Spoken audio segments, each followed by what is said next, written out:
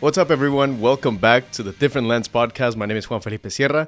I've been in the entertainment industry for the past 13 years, and this is... And I'm Daniel, just your usual nerd. I like games, movies, and music, and we're here to talk about it. All right. I like the energy. So what do we have for today? All right, so today we have a very interesting episode. Today we're going to be talking about one thing that we kind of flirted a little bit on the first episode. Mm-hmm. We kind of talked a little bit about it. So today is the day where we're going to talk about this. Okay. Mm-hmm. So today we're going to talk about good castings. Mm-hmm. We're going to talk about bad castings. Mm-hmm. We're going to be talking about what ifs in movies, animated music, any what ifs that you can think of. Mm-hmm. And as well as roles that we think that no one could play. It doesn't mean that the actor is the person is born to play that role specifically. Correct. But that they did such a good job that we think that, or at least we think that nobody else could play the same We only role. associate them with that role. Correct. Let's start with the good castings first. Mm-hmm. Let's talk a little bit about good castings. So it is very difficult, right, to pay full attention to a movie when the casting is terrible. Correct. When we have a bad casting, it could damage a whole movie. But when we have a great casting, it can make a movie so much better because everybody works in better harmony and it just feels better to watch a movie where everybody kind of connects better and it has a good casting overall. Correct. So let's talk about the good casting first. Mm-hmm. You want to go first? Sure. If we want to go a little bit on the comic book side, I would say Hugh Jackman as Wolverine. I think that there might be other actors that may do him, the character.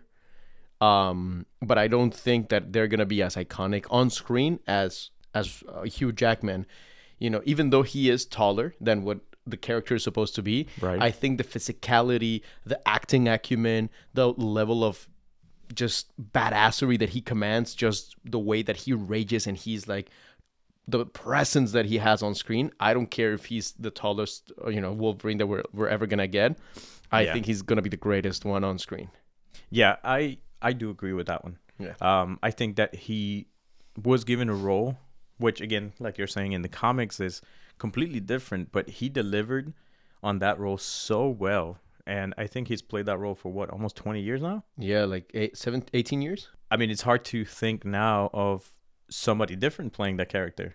There's certainly a lot of people that can play the character, but he's just done a really good job with it. Actually, it's been 25 years because the first movie is in 2000. Yeah, so 2000, 2003, something like that? Something like that. It's whatever. Been a long time. Yeah. So I agree.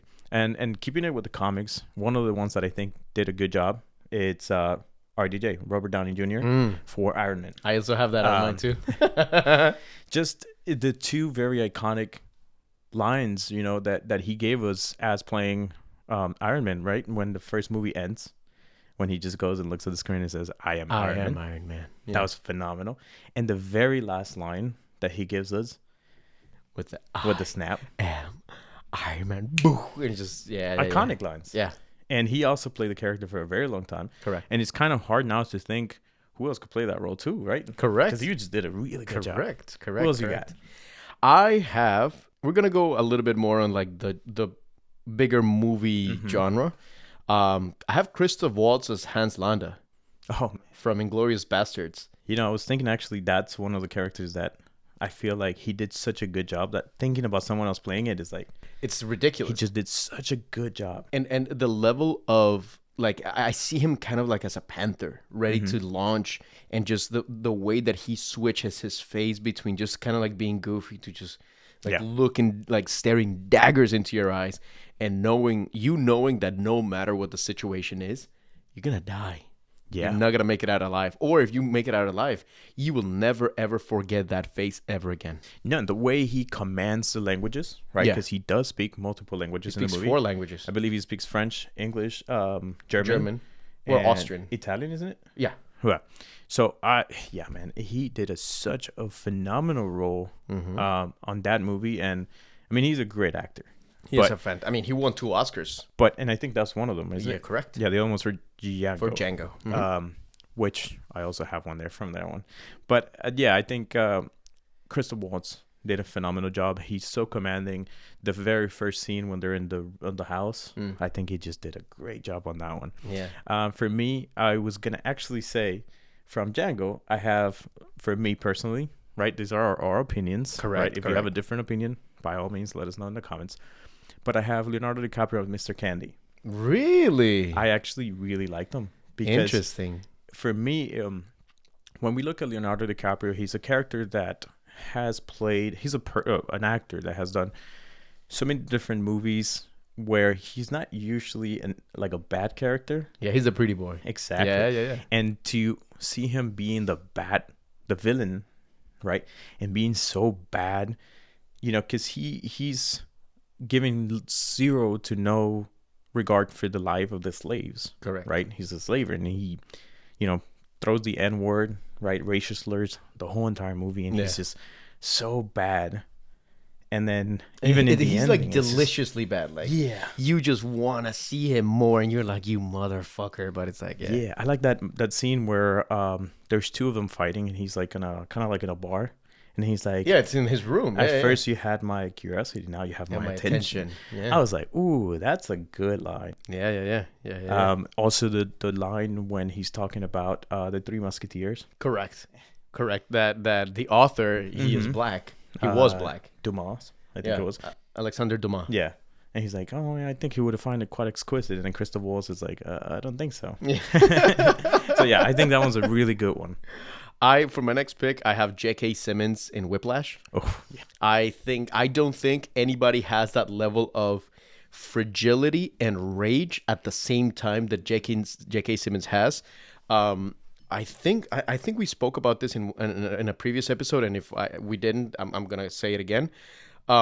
When he played Tenzin in Avatar, The Legend of Korra, yeah, he surprised me so much because I had just seen him in such rage filled and just loud, rambunctious. So to see him in such a delicate thing, in such a nurturing way, I think it's great, and I see it also in that character. Specifically when he's playing piano in that bar alone, you see the level of fragility that he brings, but also, you have the throwing of the chair, the smacking in the face, whatever. Yeah, you see the vulnerability of the character very well put out there. Correct. Yeah, phenomenal. And you see a guy that was just consumed by perfectionism. Yeah, absolutely. This is a duo, one for me, which is Mahershala Ali and Viggo Mortensen for the Green Book. Green Book, yeah. Both of them delivered beautiful performances. Correct. I actually genuinely thought Viggo Mortensen was going to win an Oscar for that one, just because the way that he delivered the character was it was likable, but at the same time it was like just brash, yeah, and annoying. But the whole transition from, the beginning being so pushy against the idea of being the driver of a black man was just interesting to see how that all turned towards the end of the movie to the Christmas dinner, and inviting. That's such a heartwarming moment at the end of that movie, which I was like, wow. Yeah. But I think they did a phenomenal job playing those characters. The story is based on a real story, so correct. I think they did a really good job on that one. I think they were good casting. For my next one, it's gonna be a twofer. Because and it's gonna be in the Spanish dub of Dragon Ball. So if you don't see the Spanish dub of Dragon Ball, you might not get it. But if you've seen it, you understand where I'm coming from. And it's Gerardo Reyero as Freezer and Laura Torres as young Goku and Gohan and Gotenks. Gerardo Reyero has this thing of like, he has such a booming, just commanding voice that, he will tell you dramatically that he's gonna kill you, and you're like, thank you. You're gonna be like, yes, daddy, kill me. And then Laura Torres, she's played many little kids in different anime and stuff like that, but specifically young Goku and Dragon Ball. She has one of the greatest, most beautifully put lines, and it's when in the tournament you see that his grandpa is one of his rivals, and he's the one that Goku at that point has the most most problems with, and she goes, "Abuelito, eres mi abuelito, abuelito," and the character just grabs him, whatever. And it's just gorgeous. It's just so it is a beautiful heartwarming, and it's just so delicate. It's so beautiful. And also as Gohan, when she does that scream against Cell that she goes, Oh yeah. There's an interview from her that she said that she had just lost one of her friends Oh wow. that week or that day. Yeah, that definitely added to the performance. It was so Yeah. raw and guttural and visceral. Wow. That's why that scream fucking rattles your chest. I obviously have one that I'm gonna leave that one that is gonna pass into the bad casting, so I'm gonna leave that one for later. Okay. James McAvoy in Split. James McAvoy is such a great actor, and in Split, I think that they overly did it with the amount of personalities, where it was like 100 and something. But he delivered.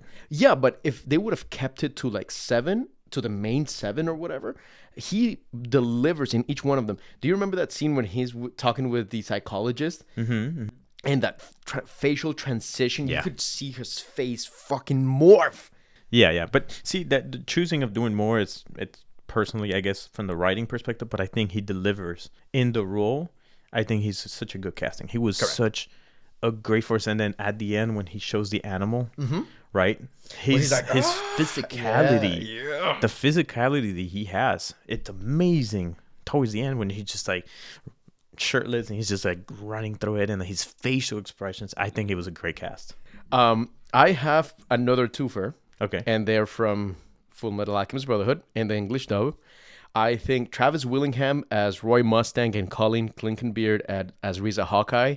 Specifically one scene, and I've talked about this in the past, and it's a terrible day for rain scene when they're talking about Mace Hughes. That is the greatest acted moment in anime, and I will die on that hill. Yeah. I think we've made quite a few times reference of that specific scene in multiple episodes. I love that scene. So if you still haven't seen the episode, please go watch it. Just because I know we keep on mentioning it, I think it's going to come up many more times. Yes, in different episodes. And then I have one more before we go into the next, to my last one. I think Carl Urban as Dredd was really good. Yes, he was really good. Yes. Such an underrated movie. Yeah, absolutely. Exactly. Such an underrated movie with Lena Headey as the bad guy, which she was a fucking bad bitch, bro. Yeah, that movie was phenomenal, and Carl Urban was so good as Dredd. Like, the movie was just good. Yes. And I was like, wow, because the original was Sylvester Stallone, which wasn't bad by any means, but I just think like this one was a little bit darker, more. It's grittier. One of the things that I love the most is just how everything looks grimy and sticky and just disgusting, and it's just I love that aesthetic. Yes. So I have two more. Yeah. The first one, they're not together, but they're just like one after the other. The first one is Robin Williams as Sean in Good Will Hunting. Beautiful casting. I think that he gave one of, if not his best performance ever. There's one scene specifically that I think it's the culmination of that character and who Robin Williams was, and the reason why I like his loss hit me really, really hard when he passed away. And it's in the same scene, they're talking about like how his wife used to fart when she fell asleep. That was all improv. That was all improv. I've seen that, yes. But also it's not your fault. Like when he keeps saying, it's not your fault. It's not your fault. I've watched that scene so many times and I've cried because I felt that way. So to see him, it was such a comforting character. And to this day, I think he is the best depiction of a psychologist and a psychiatrist in a movie because he was so nurturing and so caring. Yeah. And my last one, and it's from what I consider the greatest video game of all time, and it's The Last of Us, and I think it's Ashley Johnson as Ellie. I love her performance because you see every aspect of that character, the fragility, the strength, the badassery, but also how she's still a kid.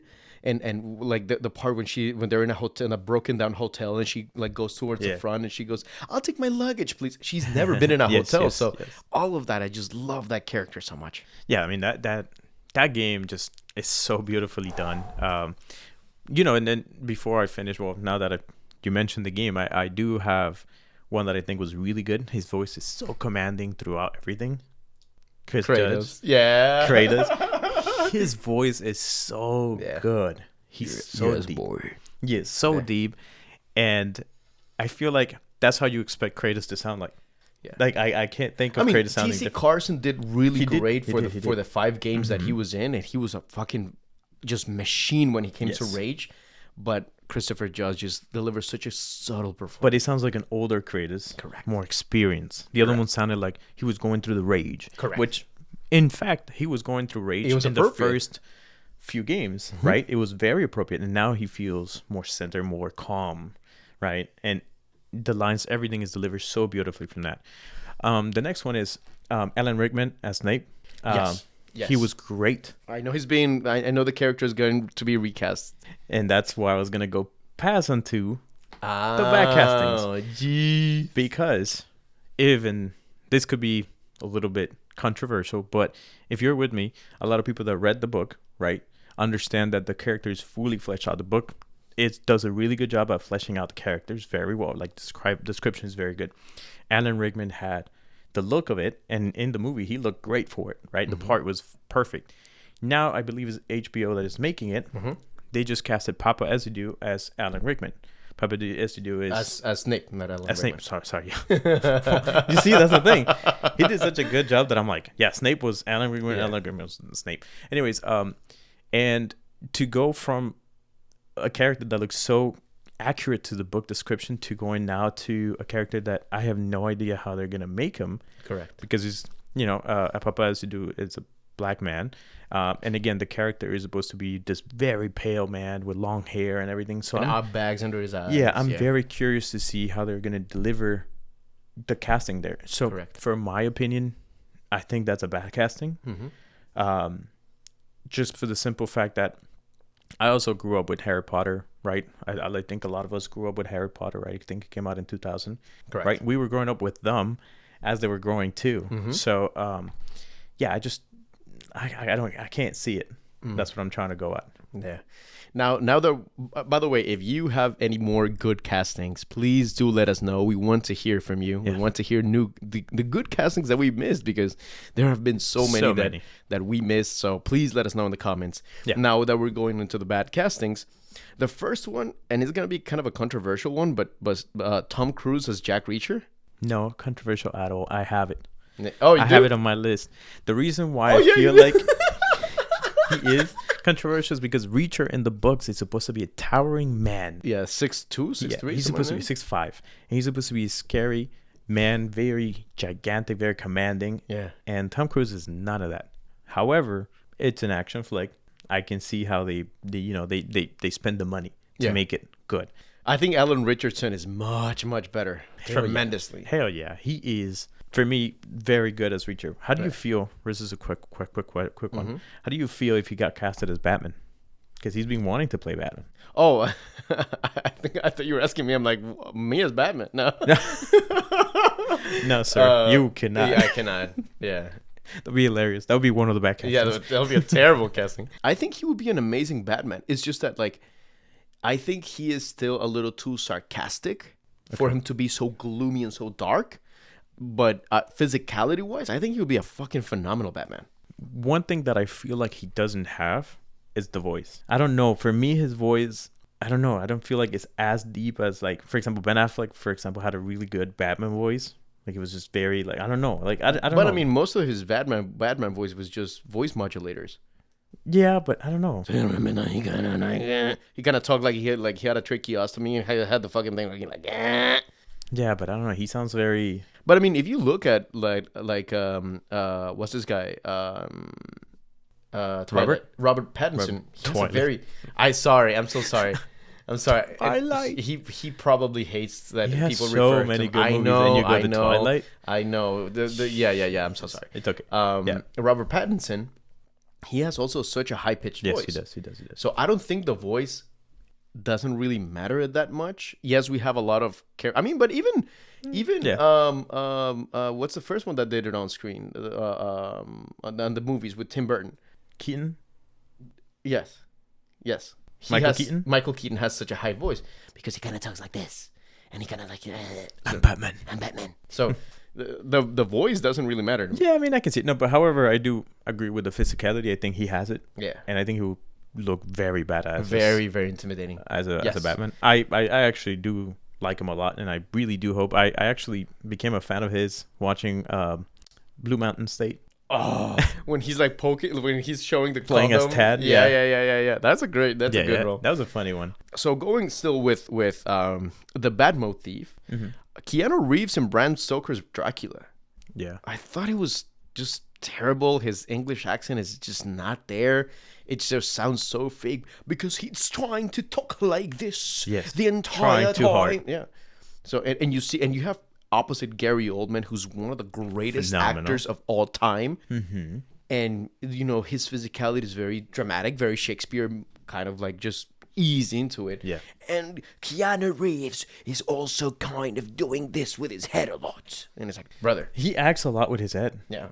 He moves a lot of his upper, shoulder above. He moves it a lot in the movies. And don't get me wrong, I love Keanu Reeves. I thought he is fantastic, and even as Shadow, I thought he was great as Shadow. But in many things, but it's just Speed.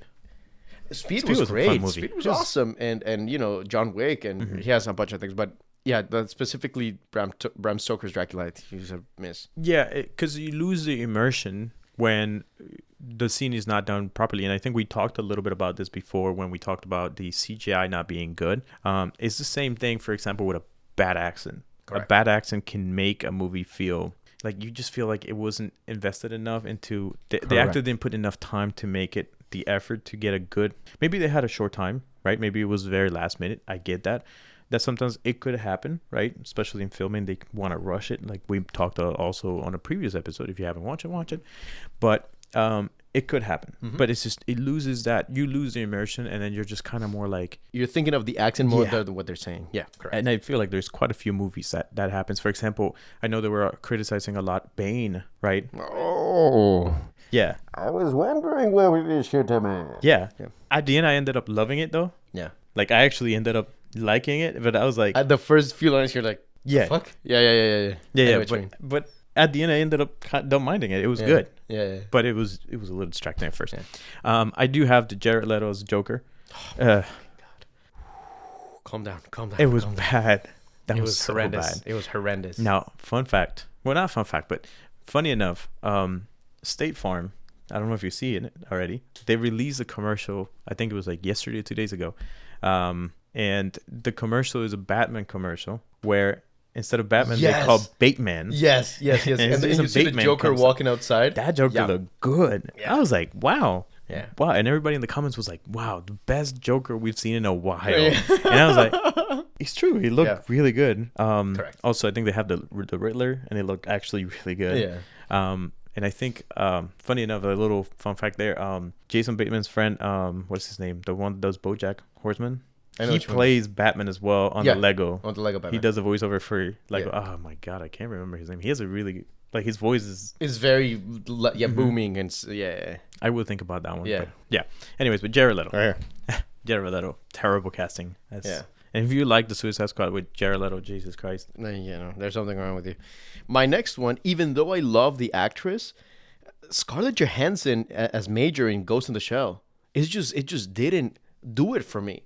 Because, first of all, it's supposed to be in Tokyo. The character is supposed to be Japanese. And the character is supposed to be buff and kind of like badass looking. Yeah. And even though I love Scarlett Johansson in most everything that she does, it just didn't do it for me. Yeah. And even though, yes, she's a robot, I think her acting was very robotic and just wasn't very, like, sympathetic to a lot of the things. That's why I would have preferred kind of like, Karen Fukuhara or another Japanese actress that really could have embodied that character. Yeah, I mean, in comparison, we've had some bad adaptations. I think one of the good ones that I think was good was Alita, Battle Angel. I think it was a good adaptation.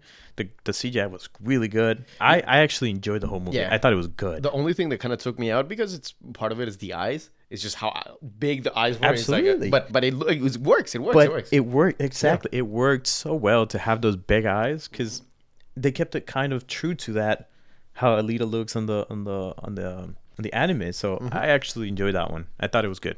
One of my bad ones as well was Kristen Stewart in Twilight. Okay. Kristen Stewart was so lacking so much emotion.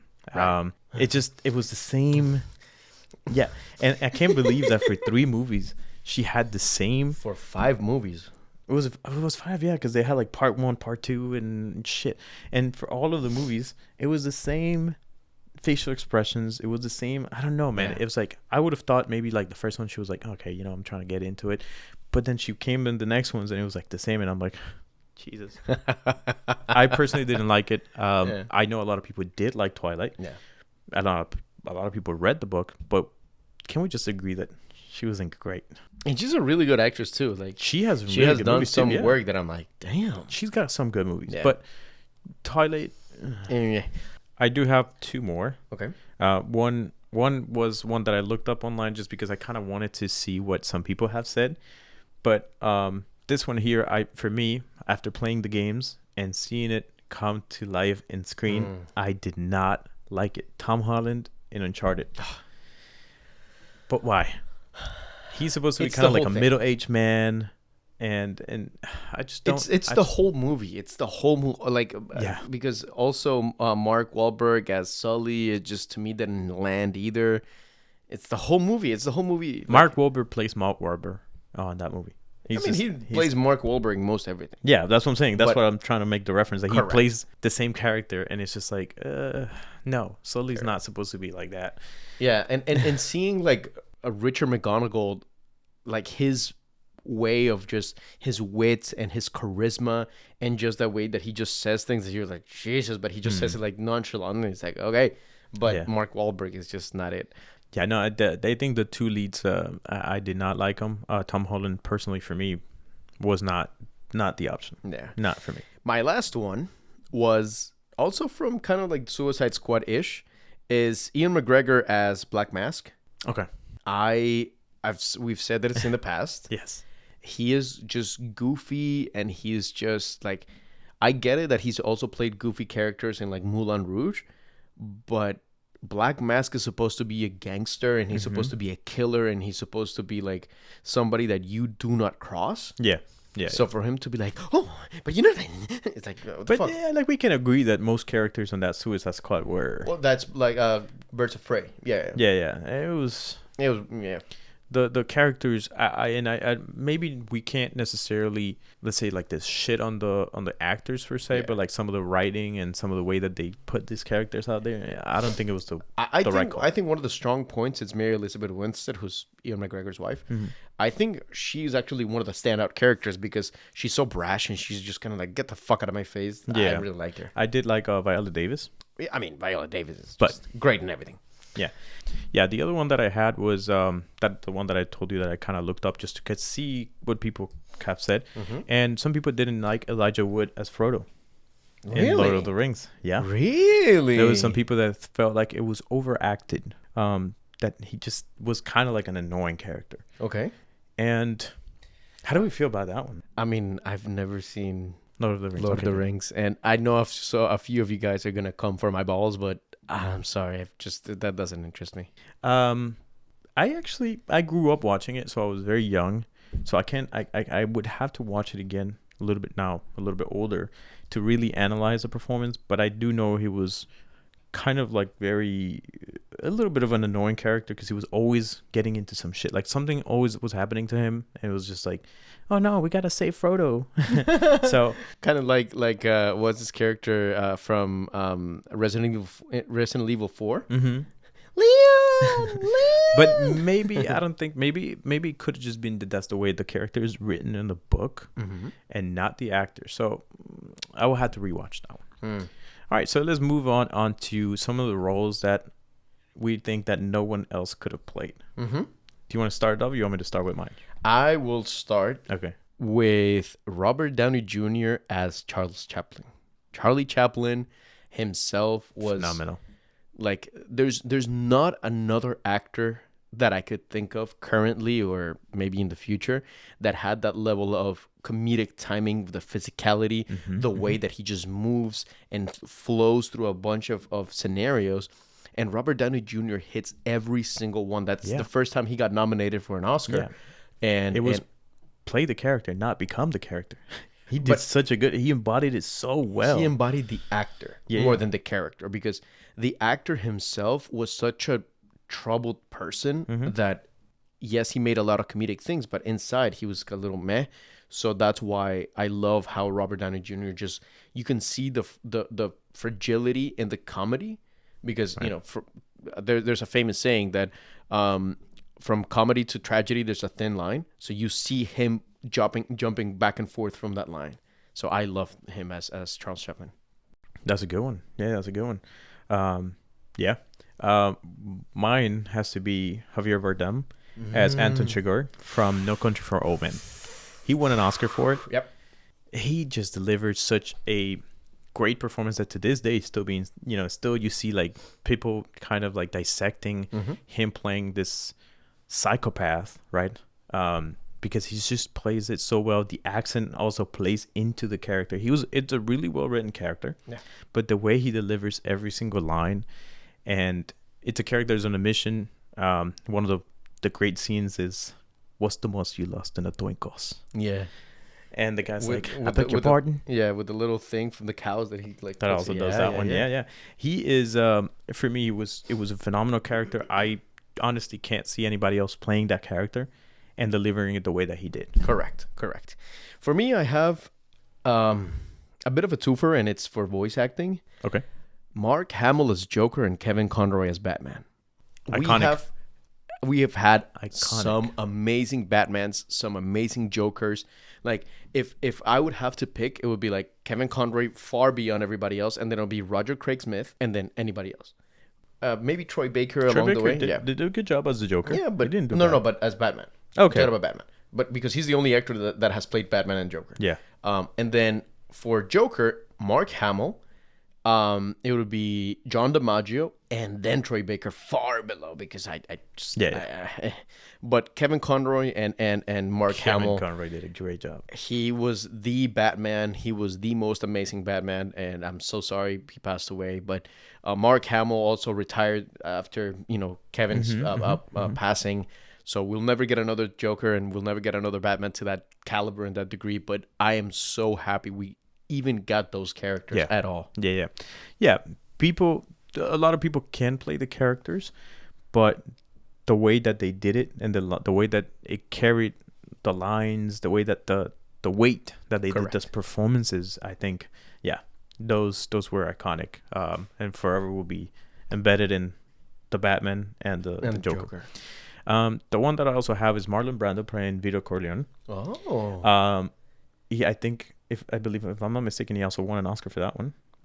I don't remember. I don't remember very well, but if he, we'll leave it somewhere. But but I feel like, he was a great, like, he just was very commanding as the head of the mafia, as the Godfather, right? When he's like petting the cat, or like the very famous scene to this day, we see that meme everywhere. We see that scene. Look what they done to my boy. Yeah. Like the mouthpiece that he wore the whole time. I feel like, and then you also see the deterioration of the character, and he plays it very well. I feel like he was really good. The Godfather was a huge hit, and I don't think that I can think of any actor that could have played that character at that time that would have delivered the way that he did. Correct. So he just did an amazing job. And the level of transformation, because even at that age, he was still very much a pretty guy. Yeah. So the way that they just like completely moved his face to look something completely different, I agree 100%. I have one that it's kind of weird, but I really like it, and it's Meryl Streep as the Devil Wears Prada. Devil Wears Prada, yeah. We've seen more people do that kind of character. It's like the old saying, often imitated, never duplicated. I think she set the gold standard for the cutthroat, fucking phenomenal bitch. Yeah. And that she just doesn't give a flying shit about anybody's life. I love, and she's also had that curse of perfectionism, like I was talking about J.K. Simmons. And I love the fact that you see her in her most badass way, but also you see when she is having marriage troubles, and the vulnerability of, she knows what she is, she knows what she looks like, she knows the level of status that she has, and she, in a lot of ways she hates it too. So I love that. Phenomenal. I agree 100% too. Yep, 100%. One for me is two characters. Well, two characters for the same actor, who is one of the best actors in my opinion, and I think in a lot of people's generation, Daniel Day-Lewis. Oh, as Bill the Butcher in Gangs of New York. Mm-hmm. Fucking great. Yes. He's so commanding. Yes. And quick shout out, mm-hmm. right, to Leonardo DiCaprio, because he could have gone the pretty boy direction, right, back in the day after playing Titanic and everything like that. But he decided to step in the same movie with a giant like Daniel Day-Lewis and play the counterpart, right, mm-hmm. of Daniel Day-Lewis, which is the son of I forgot the name, but he's the son of one of the characters that Bill the Butcher kills. Yeah. And so he went for a more dramatic role instead of going for that pretty boy at that time. But correct. Anyways, Daniel Day-Lewis, phenomenal, delivered a great performance, got an Oscar for it. And the other one, which was also an Oscar winner, because I believe he was won it 3 times. Actually, yeah, 3 times. 3 times, yeah. The other one was as Daniel Plainview in There Will Be Blood, which was a phenomenal movie. Yes. He's so scary. He's so, he exploits the oil at that time, but he's only centered and focused on that. His character is so menacing. It delivers it so well. And he won an Oscar for that one as well. And you also see the level of like what it's called religious abuse that he instills on his son. So you see not only that he is an oil baron, but also somebody that is so religiously abusive that it's like, oh, fuck. Yeah, I love it. The scene of like, I abandoned my boy. Yeah. And at the end also, I drink your milkshake. Yeah. Iconic. My next one is a character, like it's a character that took over the show in the best possible way, and it's Jeffrey Dean Morgan as Negan from The Walking Dead. Iconic too, man. I love an actor that he takes a role and he just chews the scenery, and you see him enjoy every single aspect of being Negan. So he's like, all his sayings, the way that he stands, because in the comics Negan is muscular and he's gigantic, and he's just but this guy just loves, and he just like Lucille. Lucille. Like you see him like really tasting every scene and finding the best possible way to kind of be even flirtatious to the guys too, where he's like, I'm gonna kill you, but I'm gonna say I'm gonna fuck you, Exactly. He has this very sexy way of delivering lines, but he's such a menacing way of looking at it. Also a psychopath, because he's very like romanticizing the lines that he's gonna kill you, right? And he's like, you killed a lot of my people, I'm gonna have you over. No, I gave your son some pasta. He delivers some beautiful lines. I think he's really good. Jeffrey Dean Morgan did a great job on that one. Yes. For me, another one that I think was a really good one, also an Oscar winner, was Jamie Foxx's Ray Charles. He was a great. Yes. That was a great movie. He delivers a really good performance. A lot of biopics tend to, could go either really bad or really good, but that one was really phenomenal. Good. And he looks almost identical. It's like it's awesome. It's phenomenal. Fun fact about that movie. He made the custom department tape his eyes over. So as soon as he got to set, and just as he's about to leave the set for the day, he had his eyes shut the entire time. And there was a few times where people would forget that he couldn't see, so they just left him in the chair where he was having lunch, and the people would just leave because you have a lot of things to do, and so he would just be like, I can imagine that. He's just he's like, guys. My last one. Well, I have 2 more, but one of my last ones is Lena Headey as Cersei Lannister from Game of Thrones. Yeah. Cersei was one of those characters. I'm like, this bitch, fucking. But you love to see her on screen more than most characters. To me, even more than Joffrey, because Joffrey was just such a petulant shithead. But Cersei, you see the levels that she really cares about her sons. You really see that she's obeying her father, but you also see her cutthroat nature of, I'm going to just kill anybody that crosses my way. But I just love to see the levels of it. Whereas people mention a lot the guy that played Joffrey, but Joffrey was just a shithead the entire time. I think the other character that you could argue was one of the better ones was Peter Dinklage. Yeah. Fucking great. Yes. His character was so good. Yes. So I mean, good. most actors there Most were, of them were just phenomenal. But I feel like Peter Dinklage just did it. Like you were rooting for him the entire time. pretty much the whole entire time, and then you wanted Cersei to die the whole entire time too. Like And you're like, just this bitch hasn't died. I want her. The scene where she's like being shamed all the way across, and she's like, shame, cling, cling, shame, cling, cling. Yeah, and you see her like fragility, but when she's in jail and she tells the nun like, you know, I'm gonna you. This is the last time that you'll ever see me weak or whatever she says. Yes. And you're just like, this bitch has something under her sleeve. I love it. you kind of root for her too. At that point, yes. Even until the very last minute, you're kind of you have this conflict inside of you because you're kind of at the same time you kind of root for her. Yeah. It's terrifying. It's delicious. I just great. love it. It's a great character. So my last one is Samuel Jackson in Pulp Fiction. You know, he delivered some really iconic lines. Julius. Yes, he delivered some iconic lines. English, motherfucker. Do you speak it? Yeah. And then also as Mr. Glass. Oh, He from did Unbreakable. Nice. He did a good job as Mr. Glass. I feel like he played that character, and that's it. I can't see anybody playing Mr. Glass. I would actually say more than those two characters. I love him in Django. Absolutely. When he is that character that's just, even he says it when in interviews that he made, like, he portrayed the most despicable black person in the entire history of cinema. The thing is with Samuel Jackson is that he has some few characters that he is phenomenal. Yeah. He's just phenomenal in a lot of characters. So Yes. I'm just saying those two just because those are two that I could think of at the moment. But Django is absolutely right, 100%. The last one that I have is another actor that unfortunately has passed away, and it's James Earl Jones as Darth Vader. I cannot. There have been other people that have voiced him. There have other people that have tried, but the level of command that he brings with his voice, yes.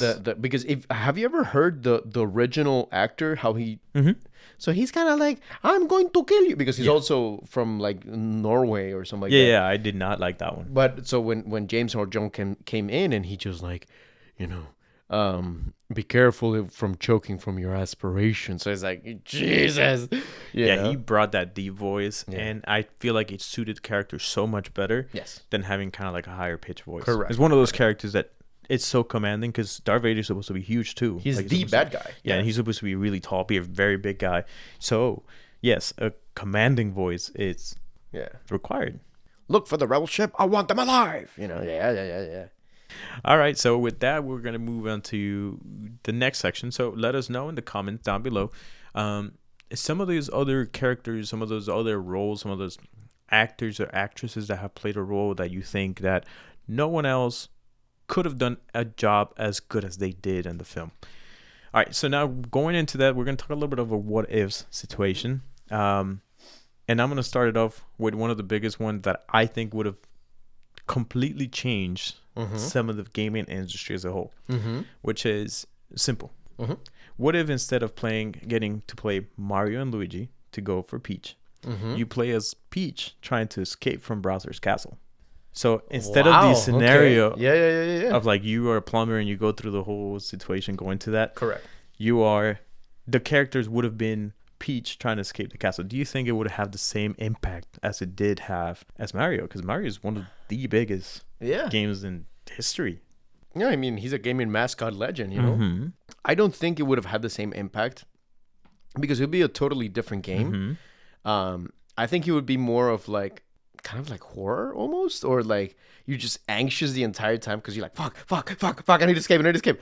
But there's also a video game, I think it's called Spelunking, where I'm going to kind of like spoil the plot twist. But you're this character that, you know, you see him trying to rescue the princess from this guy. And when you play it backwards, she's actually escaping from you because you're the psycho killer, whatever that you're trying to kill her. So I would like, if you see it playing backwards, you're like, Jesus, oh my God, she's actually trying to kill me. She's not trying to help me.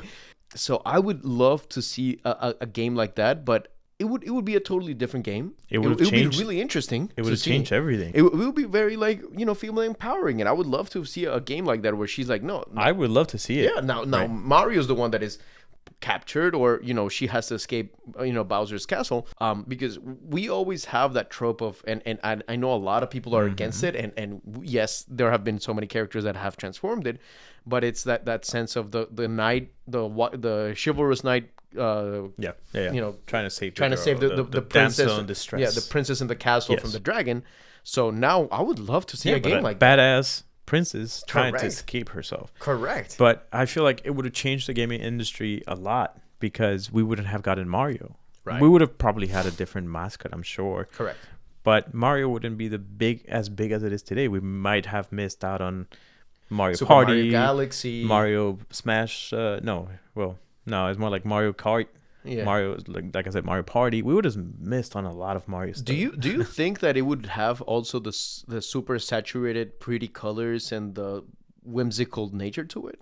I think it could have been delivered also kind of like one of the earlier horror games. Right. If you think about it. That's what I've been saying. Like, it wouldn't be, because Browser is this giant turbo dragon looking, and it would have been like a kind of like a horror. And then imagine like every time you're trying to escape, you open a door and you're just kind of like in another smaller dungeon or something like that, and you're just trying to escape, and you're always continuously until you finally make it, but you're always thrown into this kind of like Mario when he goes down the pipes. But I think that would have been very interesting if we wouldn't have gotten Mario. I think it would be a great scenario. Now let me ask you, do you think that, like, what if Samus would have never been revealed to be a woman in the original game? Do you think it would have had such a big impact moving forward, as because she's one of the like main female icons of gaming? Yes. Do you think that it would for Metroid? Yes. Do you think that the impact would have been lessened if that plot twist wasn't revealed at the end? I think if it was just a man, I don't think it would have been like, oh yeah, we see the face of Master Chief and it's like, that's it. But if Master Chief takes off his helmet and is a woman, everybody's like, oh fuck, like everybody would lose their shit if like Master Chief turns out to be a woman. But we know he's not. But you know what I'm saying? Like, I don't feel like it would have as big of an impact. Sure, it would have been, everybody would have been like, oh my god, we finally get to see the face of the main character. But the fact that she was a woman the whole time, and everybody's playing this character, and also it's a game that came out a very long time ago, where like most of those characters in this really action packed were male. So that, I think that adds into the reason why everybody was so like into it. Correct. And I loved it as well myself. But like I said, if it's kind of like if Master Chief took off his helmet instead of being a man, it's like, oh man, we always thought that he was a man and he's just a big ass woman, like a fucking gigantic, an Amazon woman. Yeah. It would have been like, oh, you know what I'm saying? Like, it would have cost a lot of stir. But if it's just a man and he takes off the helmet, you're just like, yeah, we waited for it, but it's correct. It's a guy. Okay. You know what other scenarios you got? So the other scenarios I have, and now we're going to the anime side of it. Okay. And it's from One Piece, one of our favorite animes. What if Whitebeard and Ace didn't die in Marineford? How would have the story changed from there? So I have a few questions from it, and then you can tell me. First of all, tell me, what do you think? How do you think it could have made it so that they would have made it alive? I don't think Whitebeard would have made it alive. No, but I'm saying, like, let's say the scenario is, what if they both would have made it? Right. It's just right? Story-wise wouldn't make sense. Because, one of the greatest shots is you see Whitebeard never running from a fight. So I think even if Ace lives, I don't think like Whitebeard went to that fight solely prepared to die. Correct. Because he removes all his life support. Yeah. So I don't think he would have made it out alive. If he made it out alive, he would have died on the way back. Yeah, I mean, he could have, right? Like, let's say he kicks ass and then they make him out of it, and then he eventually, let's say, what if he completed his mission? Like, he went in there to save Ace, and he does that, and then he comes out and he dies, and then it's like, bye Ace. And that would have been cool to see too, because it's like, you'll be like, damn, what a badass. He went in there, he fucked everybody up, and then he still made it out. But okay, it's not as badass as the ending we got. Because correct. And with Ace, I know. I wanted to see more Ace. Bro, I'm not gonna lie, and this is kind of a weird thing, but when I saw Ace in Wano and I saw that Travis Willingham came back as Ace, I was like, my boy. You shed a tear. I was like, my boy's back, my boy.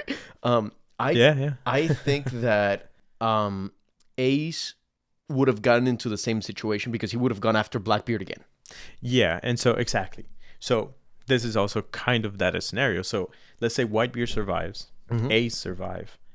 What if we could have gotten a Blackbeard versus Whitebeard, right? Fight. Potentially. And that would have been really cool to see. But I think that since Shanks arrived right then and there, I think Shanks still would have been like, no, walk away.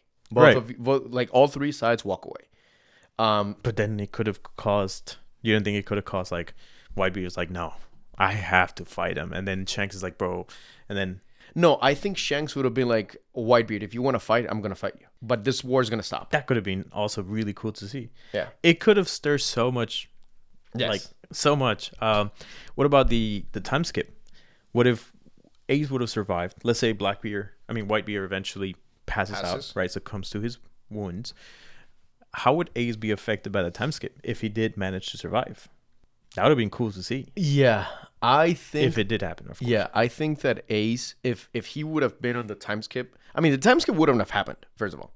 Because the whole reason why it happened is because they lost. Because they lost. And because Luffy realized that he was so weak, so that he needed to get stronger. So I think if Ace won... it could have still happened, because think about it. They still lost, right? Like, let's say they get Ace out, but Whitebeard still dies. They're still being hunted. So they technically still can be like, okay, we saved them, but we lost still. Technically speaking, we lost. We got what we wanted, but we still lost. So let's say hypothetically they went on to that. Yeah, it's just that I think Luffy would have been like, oh my God, I'm so glad that you're alive, blah, blah, blah. And then he would have dipped. But I think that for the peril that he needed to train, I think he would have either lost or gotten to, he would have gotten everybody killed.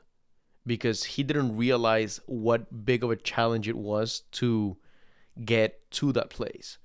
So either it would have been like he would have had to, like it would have take a lot longer, or he would have gotten most people killed. So I think Marineford is one of my favorite. Correct. The whole entire thing is my second favorite arc. Yeah, the whole thing for Marineford for me was amazing. Correct. The captains are fucking cool. Oh yeah. This Whitebeard was fucking cool. I mean, Marineford was really good. It was amazing. It was really, really good. Anyways, before we continue, let us know in your comments down below other what if scenarios, and what do you think about things that I just mentioned? How would you seen it if you have watched One Piece? What do you think about what would have happened if Whitebeard and Ace would have made it? Oh, sorry. I have one more. Yeah. Yes. Yeah. I know we kind of closed it, but I have one more. What if Japan would have won like World War II? Do you think that anime industry could exist? Because think about it, like anime and Godzilla came right after World War II, because Japan, like the Japanese government and Japanese people needed to have something to aspire to and needed something to lift their spirits so they wouldn't fall to depression and just complete disaster. So do you think that anime as a whole would have existed, and also like something like Godzilla or anything like that? I believe so. Really? I feel like we would have even more things. Why do I say that? Because I feel like even if Japan was trying to cope with it, right? Animation would still continue, and it probably would have become, if not bigger than what they are right now in animation, for that purpose, that there would have been basically kind of like a bigger industry, like a bigger center for that. Like they would have more freedom to do more things. I feel personally. I disagree. And it would be more mainstream. Yeah, also, because they won kind of. I highly disagree, because I think that tragedy blooms inspiration and creativity. So if they won, I think they would have just made propaganda for the Japanese Empire and the propaganda as, we beat the Americans, we beat the English, we beat the other. So I think the kind of stories that they would have told would have been less fragile and less compassionate, because I think they would have gotten into that sense of, we won, bitches, we won. So I think that even if it was more mainstream, I think it would have had less of an impact as a whole. Yeah, no, what correction there from what I said. If they would have won, I feel like kind of to the degree we would have banned that, so we wouldn't get anime on the Western side as a whole. Correct. So we would be stuck with the animation that we get here on the side, like whatever animation we do here, but we would have missed out on. we could have potentially missed out on that whole anime side of it. Now that I think about it, just because then it would have been kind of like a ban, like, okay, they beat us, they're our rivals, we are not gonna talk about them, we're not gonna listen to them, we're not gonna have anything to do with them. So they do their own thing, we do our own thing. That's it. And we probably would have missed, yes, in that case, we would have probably missed everything. And the bonus that I have really quickly was, what if Xbox sold everything to PlayStation? How do you think that could affect the industry? Well, first of all, they wouldn't let it happen. Right. That's what I'm saying. What if? But because there's a legal part of this, like anti-monopoly situations. So that alone makes it difficult. But yes, but what if? What if, sir? Not the legalities of it. I'm just saying, what if? And you're like, but technically speaking, legally it cannot happen. I'm like, bitch, what if it happens? What if it's just fuck, man? Just legally speaking, there's so much involved in it that it wouldn't happen. Okay. Why do I think it would happen? I think they would be just like, fuck. Way to ruin the bonus, man.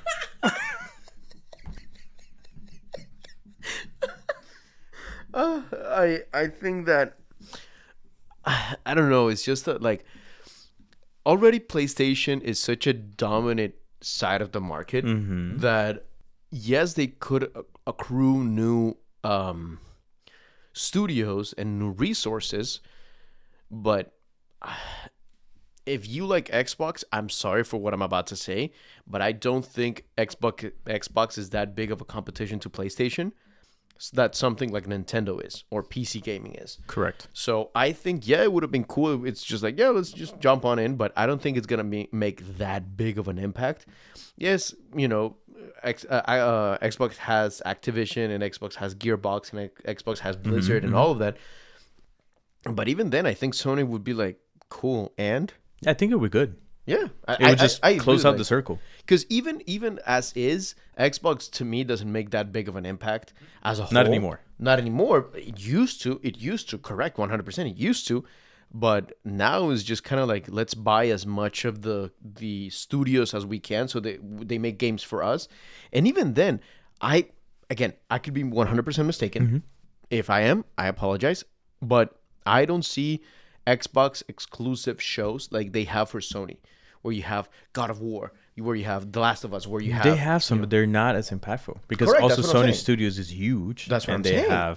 And also, I feel like the studios themselves, they see Sony and they're like, we want to be part of Sony. We want our game to be released in a Sony platform just because there is much more reach than Xbox. I don't know if in Europe or any other place Xbox is as dominant as it was once here, right? But PlayStation is dominant anywhere, right? All around the world. Like I said, I don't know if Xbox was at some point, but I do know that PlayStation is like, yeah, I mean, with dominant everywhere. With Halo specifically, they took over the market. Yeah, I remember that for a few years. And then you remember the red and blue on YouTube? Yeah, of course. So with like also with a lot of the, I don't know if they were like, because the technology was better for Xbox than it was for PlayStation.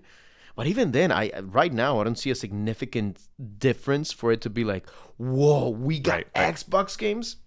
Nah, they had Gran Turismo and they had like, but now it's like, cool. And oddly enough, the only game that I'm like excited about still is Flight Simulator.